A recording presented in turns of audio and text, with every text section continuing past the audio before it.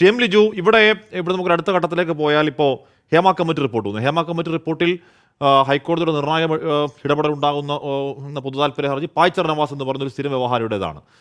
ഇവിടെ അൻവർ ഈ പരാതിയിൽ നിന്ന് പിന്നോട്ട് പോയി എന്ന് വെക്കൂ. എം വി ഗോവിന്ദൻ അൻവർ പറയുന്ന അന്വേഷിക്കുന്നില്ല, എൻ വി ഗോവൻ പി ശശിക്കെതിരെ ഒന്നും ചെയ്യുന്നില്ല എന്ന് വെക്കൂ. കോടതി എന്ന് പറയുന്ന റിസോർട്ടുണ്ട് പ്രതിപക്ഷത്തിന്. അങ്ങോട്ടേക്ക് നിങ്ങൾക്ക് ഇതിനോടകം തന്നെ ഒരു ഭരണപക്ഷ എം എൽ എ പറഞ്ഞ വെളിപ്പെടുത്തൽ കോടതിയിലേക്ക് പോകാം. പ്രതിപക്ഷത്തിന്റെ ദൗത്യം, ഉത്തരവാദിത്തം അതുകൂടിയല്ലേ? അത് നിങ്ങൾ നിറവേറ്റാത്തത് എന്താണ് ശ്രീ അഡ്വക്കേറ്റ് എം ലിജു?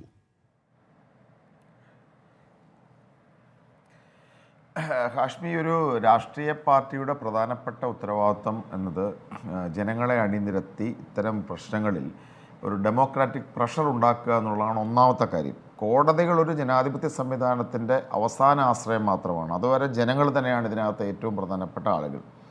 കോൺഗ്രസ് പാർട്ടിയെ സംബന്ധിച്ച് ഈ വിഷയമുണ്ടായ ദിവസം മുതൽ തന്നെ ഞങ്ങൾ ജനങ്ങളെ സംഘടിപ്പിച്ചുകൊണ്ടുള്ള സമരത്തിലാണ്. ഈ ആദ്യ ദിവസം ഈ ഒരു അൻവറിൻ്റെ പ്രഖ്യാപനം, അൻവർ എന്നുള്ള ഈ കാര്യങ്ങൾ ഉയർന്നു വന്നപ്പോൾ സംസ്ഥാന വ്യാപക പ്രതിഷേധം കോൺഗ്രസ് നടത്തി. കേരളത്തിലാകമാനം പ്രതിഷേധ പ്രകടനങ്ങൾ നടന്നു. കഴിഞ്ഞ ദിവസം യൂത്ത് കോൺഗ്രസിന് ശക്തമായ പ്രക്ഷോഭമുണ്ട്. ഞങ്ങളുടെ പ്രവർത്തകരെ അതിഭീകരമായി മർദ്ദിച്ചു. യൂത്ത് കോൺഗ്രസ് സംസ്ഥാന വൈസ് പ്രസിഡന്റ് അബിൻ വർക്കിയൊക്കെ തന്നെ നിങ്ങളുടെ ഇൻട്രൊഡക്ഷൻ സ്പീച്ചിൽ തന്നെ ഹാഷ്മി പറയുകയുണ്ടായി. അതിഭീകരമായിട്ടാണ് മർദ്ദിച്ച് അവസാനിപ്പിക്കാൻ ശ്രമിച്ചത്.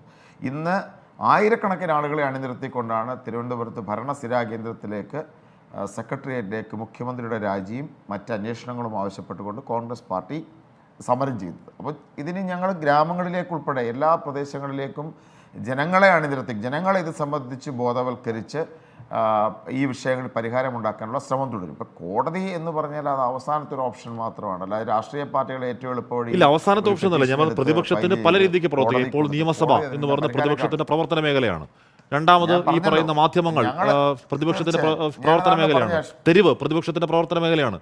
സർ, ക്രിമിനൽ പ്രോസിക്യൂഷനും PIL-ഉം RTI-യും കോടതിയും ഒക്കെ പ്രതിപക്ഷത്തിന്റെ പ്രവർത്തന മേഖല തന്നെയാണ്. ശ്രീ എം ലിജു, ഒന്ന് കഴിഞ്ഞാവുന്നുണ്ടോ? അതിന്റെ കൂടെ ചേർത്ത് ശ്രീ ലിജു ഒരു കാര്യം കൂടി. ഇപ്പോൾ PV അൻവറിനെ പ്രതിപക്ഷം ഓൺ ചെയ്യുന്നുണ്ടോ എന്നൊരു ചോദ്യം. ഇപ്പോൾ പ്രതിപക്ഷ നേതാവ് VD സതീശനെതിരെ വലിയ അഴിമതി നിയമസഭയ്ക്കകത്ത് PV അൻവർ ഉന്നയിച്ചതാണ്. അപ്പോൾ നിയമസഭയ്ക്ക് പുറത്തുന്നയിക്കട്ടെ, അപ്പോൾ കാണാം എന്നാണ് VD സതീശൻ അന്ന് മറുപടി പറഞ്ഞത്. ഇപ്പോൾ കഴിഞ്ഞ ദിവസം നടത്തിയ വാർത്താ സമ്മേളനത്തിലും എൻ്റെ മൊഴി എടുക്കാതെ VD സതീശനെതിരായ കേസ് അന്വേഷണം അജിത്ത് അവസാനിപ്പിച്ചു എന്ന് PV അൻവർ പറയുന്നു. അപ്പോൾ അങ്ങനെ പ്രതിപക്ഷത്തിനെതിരെ നിരന്തരമായി ആരോപണം ഉന്നയിക്കുന്ന, അപ്പോൾ സർക്കാർ എവിടെ പ്രതിരോധത്തിലാകുന്നു, ആ ഘട്ടത്തിൽ സർക്കാരിനെ രക്ഷിക്കാൻ നിയമസഭയ്ക്ക് അകത്തും പുറത്തും വെക്കുന്ന PV അൻവറിനെ നിങ്ങൾ ഓൺ ചെയ്യുന്നുണ്ടോ? PV അൻവർ ഉന്നയിക്കുന്ന ആരോപണങ്ങൾ അതൊരു സമരരംഗത്തേക്ക് കൊണ്ടുവരേണ്ട, വേറൊരു തരത്തിൽ പറഞ്ഞ ഒരു ഗതികേട് പ്രതിപക്ഷത്തിന് അവിടെ ഉണ്ടോ?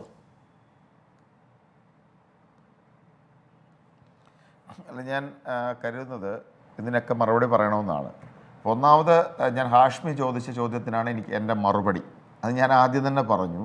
ഒരു രാഷ്ട്രീയ പാർട്ടിയുടെ ഏറ്റവും പ്രഥമമായ ദൗത്യം എന്നത് ജനങ്ങളെ അണിനിരത്തിക്കൊണ്ട് ഉള്ള പ്രക്ഷോഭങ്ങൾ തന്നെയാണ്.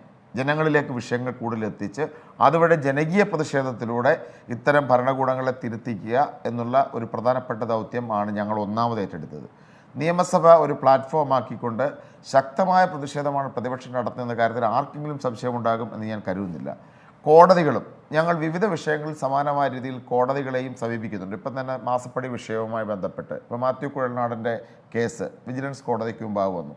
അത് എതിരായ വിധി വന്നപ്പോൾ ഞങ്ങൾ ഹൈക്കോടതിയെ സമീപിച്ചിട്ടുണ്ട്. ഇതുമായി ബന്ധപ്പെട്ട് സുപ്രീം കോടതിക്ക് മുമ്പായും വിവിധ കേസുകൾ. ഇപ്പോൾ നിയമപരമായ പോരാട്ടങ്ങളുമുണ്ട് എന്നത് ഒരു വസ്തുതയാണ്. പക്ഷേ കൂടുതൽ ഫോക്കസ് ജനങ്ങൾ തന്നെയാണ്. ആത്യന്തികമായി ഇതിനകത്ത് പരിഹാരമുണ്ടാക്കേണ്ടത്. ഇപ്പോൾ കഴിഞ്ഞ ലോക്സഭാ തെരഞ്ഞെടുപ്പിൽ തന്നെ ജനങ്ങളുടെ ഒരു തിരിച്ചടിയാണ് നരേന്ദ്രമോദി സർക്കാരിനും ഉണ്ടായത്. ഇവിടെ പിണറായി വിജയനും ആത്യന്തികമായി ഒരു ജനാധിപത്യ സംവിധാനത്തിൽ ഭരണകൂടത്തിന് തിരിച്ചടി നൽകേണ്ടത് ജനകീയ പ്രതിഷേധങ്ങൾ തന്നെയാണ്. അതാണ് എനിക്ക് ഒന്നാമത് പറയാനുള്ളത്. രണ്ട്, പിന്നെ അൻവറിനെ കുറിച്ചുള്ള അൻവറിന് എന്തെങ്കിലും വിശ്വാസമുണ്ടെന്ന് ഞാൻ വ്യക്തിപരമായും കരുതുന്നില്ല, കോൺഗ്രസ് പാർട്ടിയും കരുതുന്നില്ല. അൻവർ ഇത് പറയുന്നത്, അൻവർ പറയുന്ന കാര്യങ്ങളിൽ ഇപ്പോൾ ADGP അജിത് കുമാറുമായി ബന്ധപ്പെട്ട്, ശശിയുമായി ബന്ധപ്പെട്ട് ഈ കാര്യങ്ങൾ തീർച്ചയായിട്ടും അന്വേഷണത്തിൻ്റെ പരിധിയിൽ വരേണ്ടതാണ്. ഒരു സംശയം അക്കാര്യത്തില്ല. എന്ന് വെച്ച് അൻവർ ഒരു പരിശുദ്ധനായ ഒരാളാണെന്നോ, ഇത് ഈ ആരോപണങ്ങളൊക്കെ തന്നെ ഒരു പിന്നെ ഏത് സമയം അൻവർ പിന്മാറില്ലോ എന്നുള്ള വിശ്വാസമൊന്നും ഞങ്ങൾക്കില്ല. ഞങ്ങൾ ആ ഇഷ്യൂ മാത്രമാണ്. അൻവർ പറഞ്ഞിരിക്കുന്ന ആ പ്രശ്നങ്ങളിൽ സംസ്ഥാന ADGP ഒരു ക്രിമിനലാണ്. കൊലപാതകങ്ങൾ, തട്ടിക്കൊണ്ടുപോകലുകൾ, ഫോൺ സ്നൂപ്പിംഗ്, അതോടൊപ്പം തന്നെ സ്വർണം സ്മഗ്ലിംഗ്, ഇത്തരം കേസുകൾ അവിടെ നിൽക്കുന്നു. ഇതിൻ്റെ പങ്ക് പറ്റുന്ന ആളാണ് P ശശി. സംസ്ഥാനത്തെ മുഖ്യമന്ത്രിയുടെ പൊളിറ്റിക്കൽ സെക്രട്ടറി ആയി നിൽക്കുന്ന പി ശശി ഇതിൻ്റെ പങ്കുവെക്കുന്ന ആളാണ്. അപ്പം ഞാൻ പറഞ്ഞു വരുന്നൊരു പോയിന്റ് എന്ന് പറഞ്ഞു കഴിഞ്ഞാൽ, ഇവിടെ നിങ്ങളുടെ ഇന്നത്തെ ഒരു ചർച്ചയുണ്ടല്ലോ. ചർച്ചയിൽ എന്താ, ഒന്ന് പിണറായി വിജയനെ അട്ടിമറിക്കാൻ ഗോവിന്ദൻ്റെ വകശ്രമം, അല്ലെങ്കിൽ ഗോവിന്ദനെ പ്രതിരോധിക്കാൻ, നിലവിലുള്ള CPM-നെ പ്രതിരോധിക്കാൻ പിണറായിയുടെ ശ്രമം, ഇതൊക്കെ ഇമ്മെറ്റീരിയലാണ്. ഇതൊക്കെ ആരുടെ പ്രശ്നം? ഇതൊക്കെ CPM-ൻ്റെ മാത്രം പ്രശ്നമാണ്. ജനങ്ങളുടെ പ്രശ്നം അതാണോ? ജനങ്ങളുടെ പ്രശ്നം ഇവിടെ ഉയർന്നിരിക്കുന്ന തീവ്രമായ കുറ്റകൃത്യങ്ങൾ മാത്രമാണ് പ്രശ്നം. നാളെ പിണറായി വിജയനും ഗോവിന്ദനും തമ്മിൽ കോംപ്രമൈസ് ആയാൽ അവസാനിക്കേണ്ട പ്രശ്നങ്ങളല്ല ഇവിടെയുള്ളത്. സംസ്ഥാന വ്യാപകമായി ഇവിടെ ഫോൺ ചോർത്തൽ പൗരസ്വാതന്ത്ര്യത്തിനും വ്യക്തി സ്വാതന്ത്ര്യത്തിനുള്ള കടന്നുകയറ്റമാണ്. സ്വർണ്ണക്കള്ളക്കടത്ത് രാജ്യദ്രോഹ പ്രവർത്തനമാണ്. കൊലപാതകം ഒരു സമൂഹത്തിൽ ഒരിക്കലും നടത്താൻ പറ്റാത്ത കാര്യമാണ്. പിന്നെ ഇതിനെല്ലാം ഒരു ക്രൈം സിൻഡിക്കേറ്റ് പ്രവർത്തിക്കുന്നു. അത് മാത്രമാണ് പ്രശ്നം. അത് മാത്രമാണ് പ്രശ്നമെങ്കിൽ അവിടെയാണ് പാർട്ടി സെക്രട്ടറി എന്ന് പറഞ്ഞത് സംസ്ഥാനത്തെ ഏറ്റവും ഉന്നത പദവിയിലുള്ള ഒരു ഉദ്യോഗസ്ഥൻ ഇത് അന്വേഷിക്കുന്നു, സംസ്ഥാനത്തെ ക്രമസമാധാന പാലനം വഹിക്കുന്ന DGP ഇത് അന്വേഷിക്കുന്നുവെന്നും, ഇനി കേന്ദ്ര അന്വേഷണ ഏജൻസികൾ അന്വേഷിക്കണമെന്ന് ആവശ്യപ്പെട്ട് കോടതിയിൽ പോയ ഹർജിക്ക് സംഭവിച്ചത് അറിയാമല്ലോ, തള്ളിപ്പോയി. അപ്പോൾ DGP അന്വേഷിക്കുന്നു, അതിലൂടെ കാര്യങ്ങൾ പുറത്തു വരട്ടെ എന്ന സർക്കാരിന്റെ നിലപാടിനെ അങ്ങനെ എന്തുകൊണ്ടാണ് പ്രതിപക്ഷം അംഗീകരിക്കാത്തത്? ഇവിടെ ആരാണ് റിയൽ കൾപ്രിറ്റ്? ആരാണ്? അതാണ് ഞാൻ ഉന്നയിക്കുന്ന ഏറ്റവും പ്രധാനപ്പെട്ട ചോദ്യം. അതാണ് ഇപ്പം ലൈഫ്, ഞാൻ പഴയതുമായിട്ടൊന്നും കണക്ട് ചെയ്യുന്നില്ല. ലൈഫ് അഴിമതി കേസിൽ മുഖ്യമന്ത്രി പ്രിൻസിപ്പൽ സെക്രട്ടറി ആയിരുന്നു പ്രതി. അതോടൊപ്പം തന്നെ സ്പ്രിംഗ്ലർ ഉൾപ്പെടെ മുഖ്യമന്ത്രി ഇടനിലക്കാരനായിരുന്നയാൾ. സ്വർണ്ണക്കള്ളക്കടത്തിലും അദ്ദേഹത്തിൻ്റെ ആരോപണ വിധേയമായി. അദ്ദേഹം ജയിലിൽ കിടന്നു. മുഖ്യമന്ത്രി ഷീൽഡ് ചെയ്യപ്പെട്ടു. ഇവിടെ പൊളിറ്റിക്കൽ സെക്രട്ടറി നിൽക്കുന്നു. യഥാർത്ഥ ഷീൽഡ് ചെയ്യപ്പെടുന്ന മുഖ്യമന്ത്രി തന്നെയാണ്. മുഖ്യമന്ത്രിയെ സംബന്ധിച്ച് രണ്ട് നിരീക്ഷണങ്ങൾ പറ്റും. ഒന്നുകിൽ അദ്ദേഹം ഈ പറയുന്ന ക്രൈം സിൻഡിക്കേറ്റിൻ്റെ യഥാർത്ഥ സംരക്ഷകൻ അദ്ദേഹമാണ്. അല്ല എന്നുണ്ടെങ്കിൽ എന്താ, ഇതൊന്നും അറിയാത്ത ഒരു എന്താ പറയുന്നത്, ഒരു വിഡ്ഢി കുശ്മാണ്ഡമാണ് അദ്ദേഹം.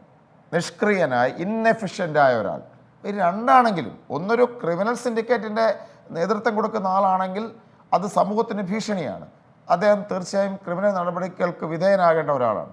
രണ്ട്, അത്ര ഇന്നെഫിഷ്യൻ്റായ, ശിവശങ്കരൻ നേരത്തെ പറഞ്ഞിട്ടുള്ളതുപോലെ ശശിയും ശശിക്കെതിരെ പരാതി എഴുതി നൽകുമെന്ന് പറയുകയാണ് ഇപ്പോൾ PV അൻവർ. പറ്റുന്നുണ്ട് ബിജു, ഇപ്പോൾ വാർത്തയാണ് പ്രേക്ഷകർ അറിയിച്ചോട്ടെ. പറഞ്ഞോളൂ. അല്ല, പ്രശ്നം ഞാൻ നേരത്തെ പറഞ്ഞതാണ്. നിങ്ങൾ ആ മുഖ്യമന്ത്രിയുടെ ആ ഭരണ പോയിന്റ്, ആ മുഖ്യമന്ത്രി സ്ഥാനത്തെ നിങ്ങൾ എന്തുകൊണ്ട് ചിന്തിക്കുന്നില്ല? മുഖ്യമന്ത്രി ക്രിമിനലുകളുടെ സംരക്ഷകനാണോ, അല്ലെങ്കിൽ ഇത്രയും ക്രിമിനൽ പറഞ്ഞിട്ട് ഒന്നും അറിയാത്ത ഒരാളാണോ മുഖ്യമന്ത്രി? അങ്ങനെ ഒരാൾക്ക് കേരള സമൂഹത്തെ നയിക്കാൻ അവകാശമുണ്ടോ?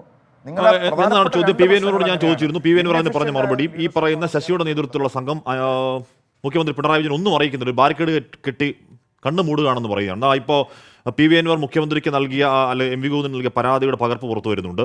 ബഹുമാനും ആദരണീയമായ മുഖ്യമന്ത്രിക്ക് നൽകിയ പരാതി, ആ പരാതിയാണ് MV ഗോവിന്ദന് നൽകിയത്. എന്നാൽ കഴിഞ്ഞ ദിവസങ്ങളിൽ പൊതുസമൂഹത്തിന് മുമ്പാകെ ഞാൻ ഉന്നയിച്ച ആരോപണങ്ങളുടെയും സംഭവവികാസങ്ങളുടെയും ഉറവിടങ്ങളും സാക്ഷികളും പരാതിക്കാരും മലപ്പുറം ജില്ലയിൽ തന്നെ ആയിരുന്നു എന്ന് പറഞ്ഞ് ഇങ്ങോട്ട് എണ്ണി പറയണം. മലപ്പുറം SP ക്യാമ്പിൽ ക്യാമ്പ് ഹൗസിലെ മരങ്ങൾ മുറിക്കാൻ സോഷ്യൽ ഫോറസ്ട്രി.